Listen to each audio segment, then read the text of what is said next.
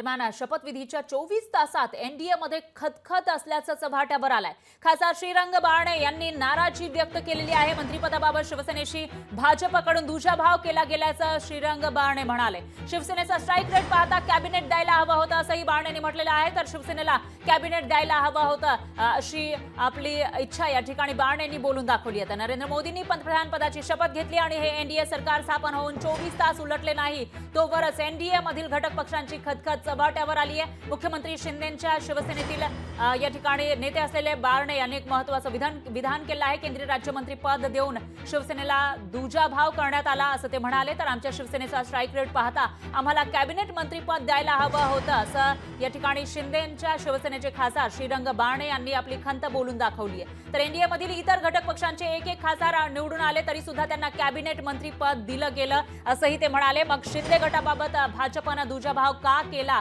असा सवाल त्यांनी विचारलाय। तर असं होतं तर मग कुटुंबाविरोधात जाऊन माहितीमध्ये आलेल्या अजित पवारांना एक तरी मंत्रीपद द्यायला हवं होतं असंही बारणे म्हणाले। तर भाजपनं साताऱ्याचे खासदार उदयनराजे भोसलेंनाही मंत्रीपद द्यायला हवं होतं असं म्हणत बारणेंनी सगळी खतखत बोलून दाखवली।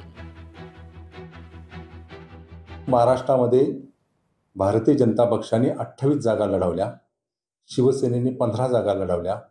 28 जागेमध्ये भारतीय जनता पक्षाचे 9 खासदार निवडून आले आणि शिवसेनेचे 7 खासदार निवडून आले।